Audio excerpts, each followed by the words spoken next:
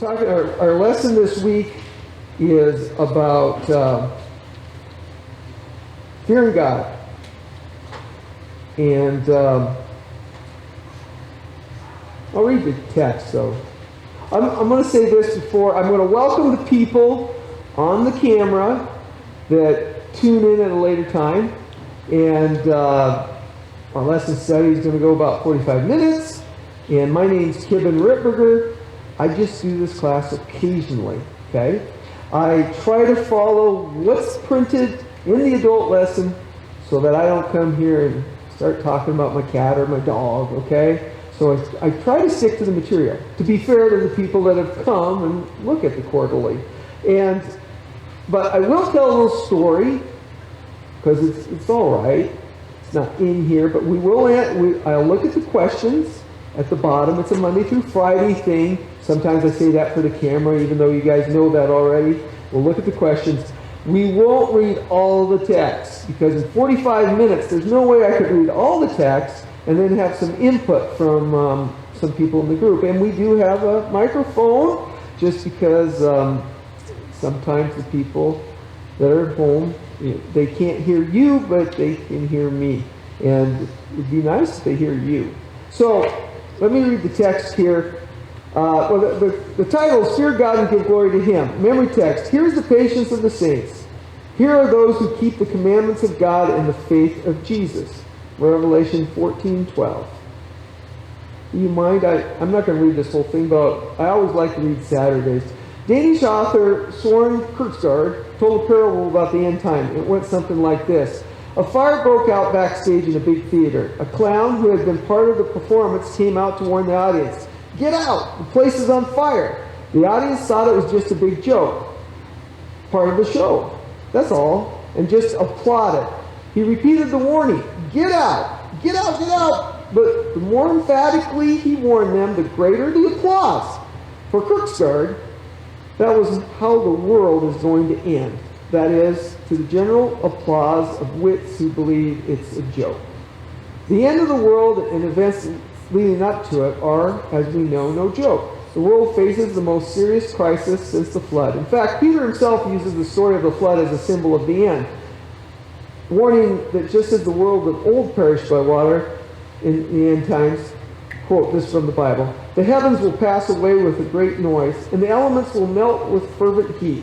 Both the earth and the works that are in it will be burned up. That's from 2 Peter 3:10.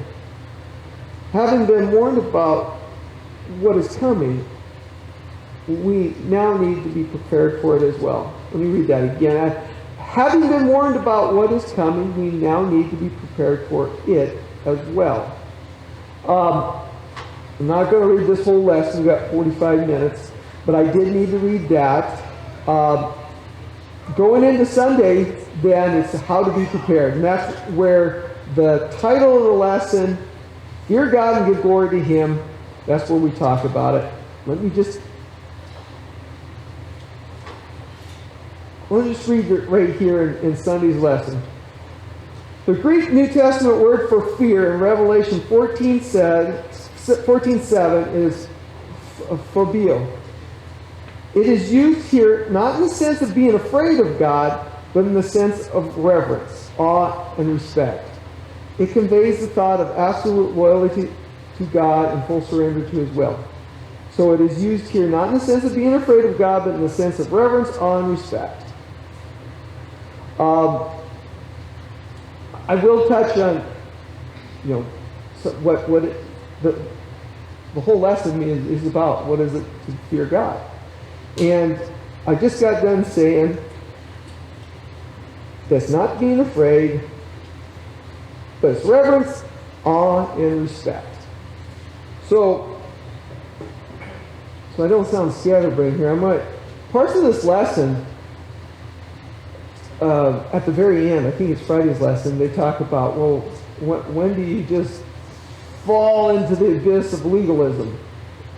And that being, I'm going to respect God, or I'm going to show reverence to God just because I have to.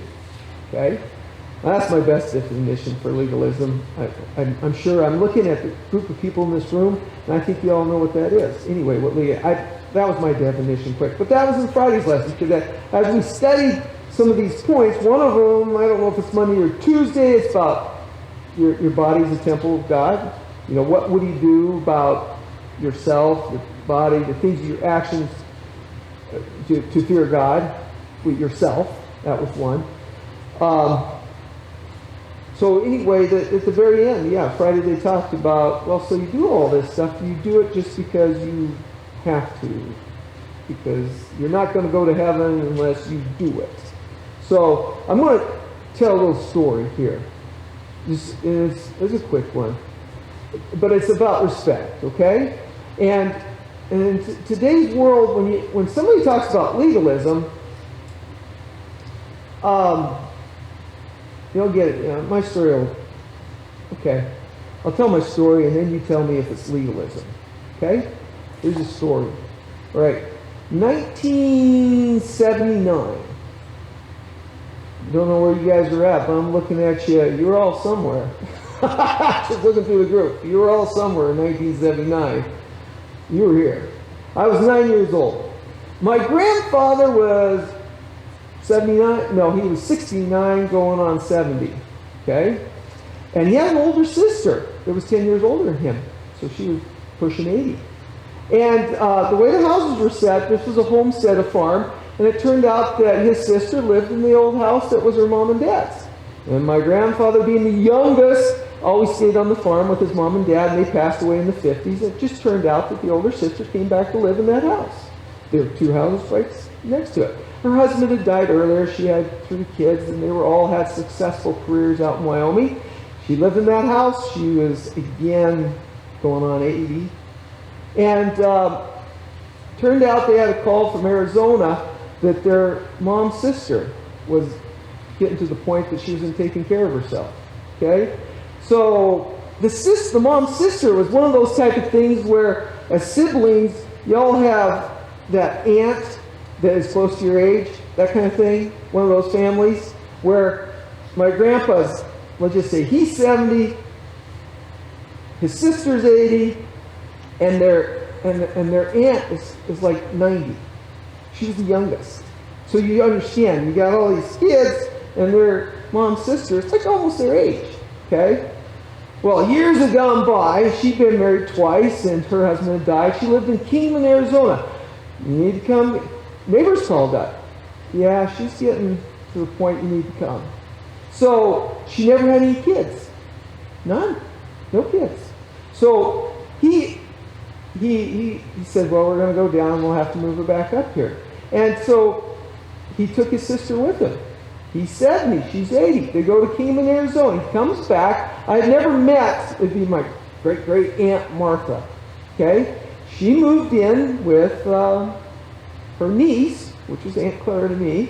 So you have Claire's 80, her aunt's 90. They're living in this little farmhouse next to my grandpa. He come back and he tells this story to me. He said, yeah, we got down there and said it's 3 days. It was time to pack. And he said, your Aunt Claire was helping put stuff in. She's going to move. She's moving from Arizona, South Dakota. And they packed. And they sorted for 2.5 days. And he said on the second day, it almost sounds biblical. He said the third day, he said, on the third day, anybody that wants to leave for South Dakota better be in the car. Okay? And he said the boxes went like this. And he said away it went. Everything was getting done. And so he said on the third day, he come home. And it was always such an amazing story to me because my grandfather never really went anywhere. And I was always like, you went to the place called Arizona. I was 9 years old. You brought back somebody who's related to me? Yeah? All right. Well, a few months go by, and he said, yeah, he never talked in front of the kids. You understand? You never got gossip in front of my grandfather. He's one of those kind of adults. Kids don't need to hear stuff. You know, he's an upstanding guy. But he said this one time, he just said, yeah, this living arrangement might be a little hard. And he said, what do you mean? Well, Martha's in with Aunt Claire. And I go, and he said that to my grandmother, and my little ears, I was 9-year-old ears, I go, what's hard? There's that house has lots of room. He goes, well, you live by yourself. They both live by themselves. Now they're roomies. He says, yeah, you get to fighting. And I asked him, I said, what could you fight about? I was 9 years old. And I asked my grandfather, I said, what could you possibly fight about? And he said, well, one likes Folgers coffee, and the other one likes Folgers crystals. That's enough to fight about. That was just a joke. It doesn't matter what it is. You got a roommate. Yeah, but that's what he said to me, and I was 9 years old, and I got thinking about that. Yeah, all right. Yeah. He says, that's enough. Split that house up.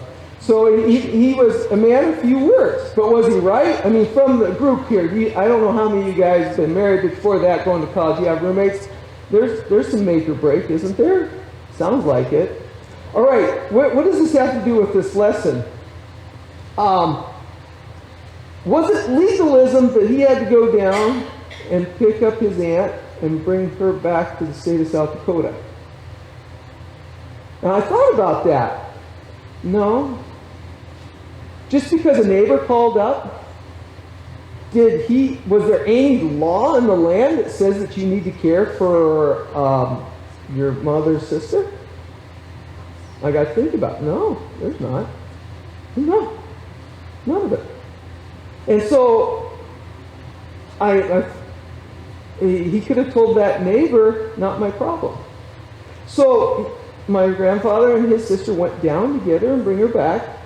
And I thought, did they do it because she was a lot of fun when they were younger? I don't know. I mean, again, my grandfather's 70.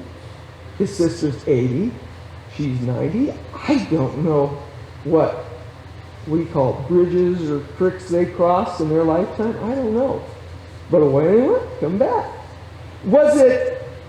Did my grandfather know the situation and the living? Did he know it was going to be a challenge? Well, I think he knew before he went. There was challenges.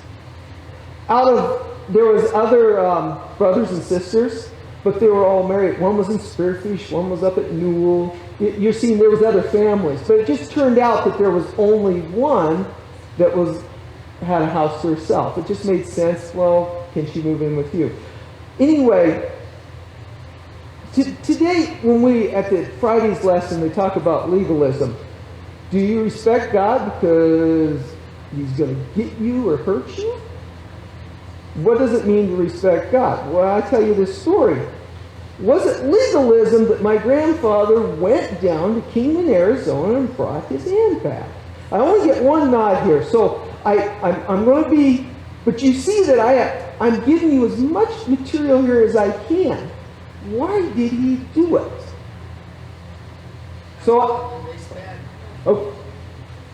Okay, so just so I don't give you the microphone here, I'm going to talk. I'm hearing love and respect, and I heard a repeat. Love and respect. Love and family. What else?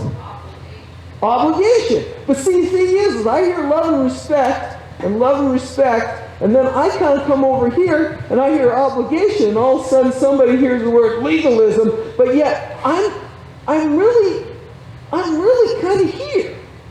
Even though I'm here, but I don't. Maybe I'm in the middle here. But what else he said? Okay. Okay. What was said is that in this situation he was obligated the way he felt that he did what he did, whereas God is, he created us and we have redemption through him, which is different. So my story is not exact, I know. And so when you said obligation, that's my grandfather doing his family duties, responsibility. Okay, which I know is different than respecting God. I know it's different, but yes, he created love.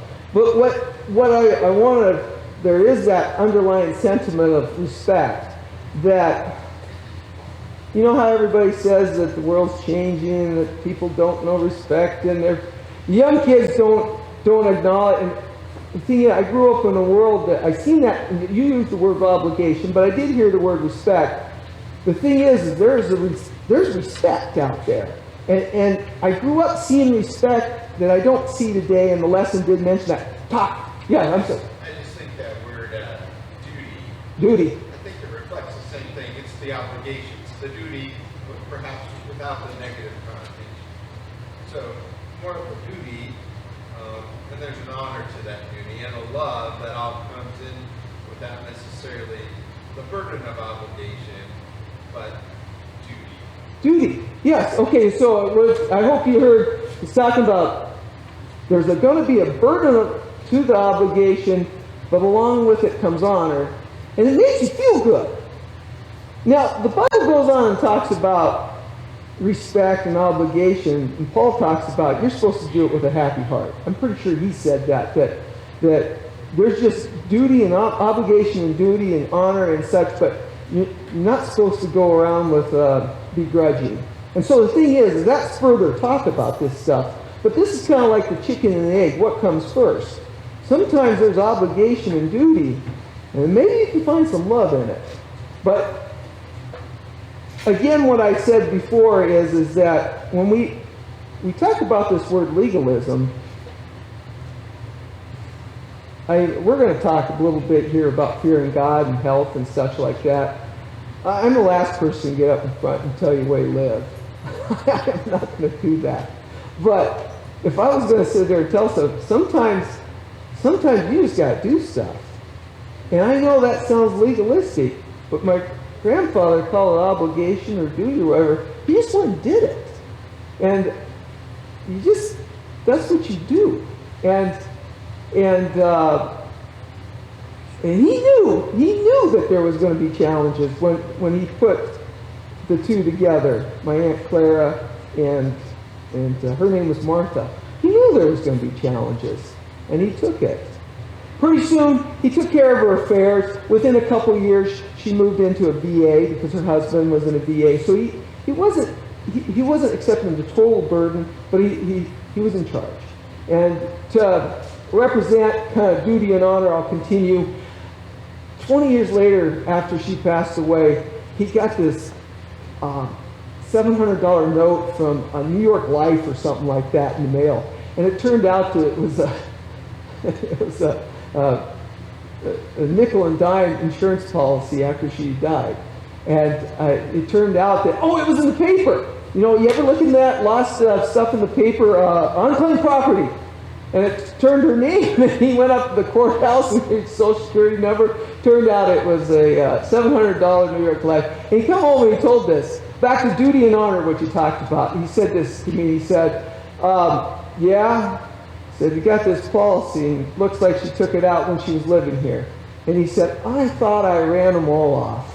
He said, but somebody got through. And that's what he said. I ran them all off. But somebody got through. And what he did with that is that he had some brothers and most of his brothers and sisters alive except one month. He divided that like $172. And he said $172 to a sister, and then $172 to a brother, and he set that money out because he wasn't going to accept it. Everybody, you understand what he did is that it wasn't his. Every family got some of it. Anyway, but back to this threat. In Friday's lesson, they talk about legalism, and I do wanted to say this morning, the chicken and egg thing.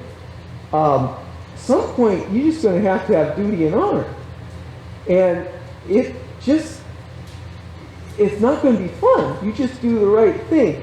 You mentioned it there. I can't explain it. You just see it happen. You just see it happen. And sometimes the people that do that they just know it's the right thing is the best way to describe it. And so back to fearing God. Before we get into, we'll talk about this now because we're running right through it. We can always come back and talk about points that I missed in this lesson. Do you believe that God created your body and He owns you? That's part of this. And the lesson it's talking about, if you know not that He owns you, but He created everything. The question of the lesson is how do you fear God if you recognize that point? And I think everybody in this room knows that he just does. It's not a control thing. I don't think it's a control thing at all. But he does. And I guess I've always accepted that. And so I'm the last one up here to tell you how to live a life with regards to your body, your health, so that you show you fear God. Oh, that's such a touchy subject. Okay? But I was talking to somebody about something, and they don't go to this church. They go to a different church, and they go regularly. Not this church, different church. But he mentioned that. It was a he. He said, well, there's in the Bible, they say that your body's the temple of God. How do people know that? People who don't go to Sunday Adventist church. What does it mean? It means something different to each person. Here's one, is that people recognize that, this is on the surface. If you recognize that God made you, are you the one, should you tempt fate? Suicide's a bad thing. Should you ever get to the point that you want to, I know I'm saying this rough or whatever, kill yourself? Don't you owe it to God to take care of yourself? I'll tell you a quick story here. This is a quick one. Real new neighbor. He was an alcoholic. Terrible alcoholic. Great guy. Wanted to help everybody. He was just wired that way. Complications in health and everything, probably because of his drinking. It's been 10 years ago. He might have been in his 50s. Had 3 girls, 1 boy. And his health complications took him to the hospital, and it looked like the end was going to be near. And he told somebody, the doctor said, you might be able to turn this around. It's the drinking. And he said to one of his friends, and I think he'd say it. This is one of his hearsay things, but I think he would have said it. He said, if I got to live in a world where I can't drink, he said, I don't want to live in it. So, now this is not me coming here this morning and talking about church, church and you shouldn't drink or smoke or anything. But I wonder if somebody told me, hey Kibben, you need to cut down on that butter. If you want to be around to see grandkids, what do you do? Don't you, if you don't owe it to God, wouldn't you owe it to your friends and your family? So I think that statement that if I can't live in this world, and he was a nice guy. He wasn't selfish. He helped a lot of people. This is a true story. He was a great guy. But he believed that, and he died. So anyway, your thoughts. Do you owe it for the people to be around you? You just owe it to God that you need to, motor through this life with some respectful, try to make it to, the end? Sure. To be aware of your health, and aware of your choices so that you can function, like you said, like you're supposed to be designed. That you learn stuff. You might learn something from your neighbor. I'm not going to be the one up front here. I'm not going to be the teacher. I learned stuff, okay? And I was at a class. No, it wasn't a class. There's a gentleman here, the firefighter, okay? I went to this thing. It's fire department meeting, okay? And there was a gentleman that attended the class. So I didn't attend the class, but he had to say what he learned. It was called Fire Symposium, okay? And it was held here in Rapid City. So we went, and during the day they have different workshops or where. And he brought up, he said, there was somebody, it was health. He said the people that are called first responders that engage in, fire department work or even highway patrolmen or whatever, he was saying that there are certain health-related issues. And one of them is, if not in my area, but if you're around a lot of tragic stuff, you can suffer from stress when you go home. My world, we have grass fires, okay, out on the prairie. I don't live in that world, but it's aware. And then it was also brought up that your health is that some people, you're getting older or whatever. In my area, volunteer fire department, you can have 70-year-old people helping out, but they can go out and work hard and strenuous, and their heart, they're living on adrenaline, and they come back to the fire hall, and that adrenaline disappears, and they said, be aware of that. So this is awareness thing, okay? But the one thing I wanted to say he brought up that was pretty good is that some people, say younger people or older, younger, they function on, they like adrenaline. And that was part of the subject, is that maybe sometimes when you're wired that way and you feed on that, there is a lot of drinking too. You know, maybe not on the job or whatever. But they're talking about people, good people getting the job done, and they're talking about their health and the way people are wired. And you look at this, the reason it's being brought up is that somewhere in there, you got to get your job done, you got to go home to your family, and you got to function. 30 years ago, you might have told somebody, I don't do this. And that might have been the only discussion in the room, and somebody would say, well, I do it, Kevin. And I agree, you know, but what I'm saying is it was harder 30 years ago because maybe everybody's like, yeah, we do this. So you go to churches and eat nut. But I'll tell you what, it's gotten real easy now. Maybe because I'm older or whatever. But around in this world, in this country now, anything goes. So the thing is, so where's that leave me up front? I'm going to tell you, I'm going to have to tell people eventually, man, I don't roll that way. So you can have a nice discussion. You can say something pleasant. And the thing is I don't know if you're going to make anybody mad anymore because anything goes. But I don't think it's wrong I don't think it's wrong now. I don't think you're going to hurt anybody's feelings. I don't know if I do that. So, and the reason why I would say that is because you would say, you know, oh, boy, if you do that, then you're going to have to do more of that and more of that. You know, there's never an end to it sometimes. And okay, I'm going to go with Roy right here, and then I think you had something, right? Roy here, and then. I listened to this in the testimony, and your talk about knowing somebody was a really nice guy, Yep. but did himself in. Yep. Alcoholism. Yep. We know that most people come to Christ in their teenage years. And I think as we do mature, I worked intensive care for 44 years because of the adrenaline.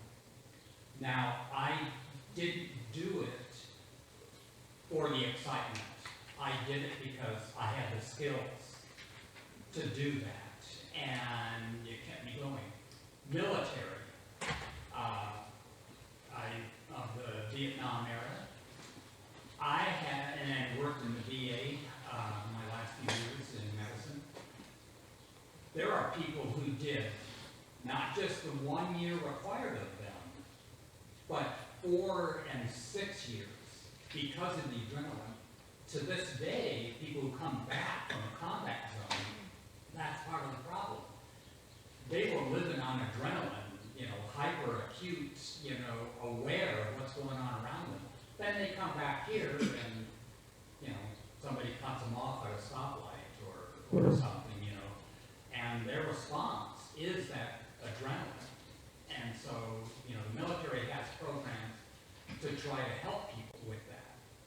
But only when we, as Janet's perfect example, this isn't the way I want to live, you know, and somebody has to let them know about Christ.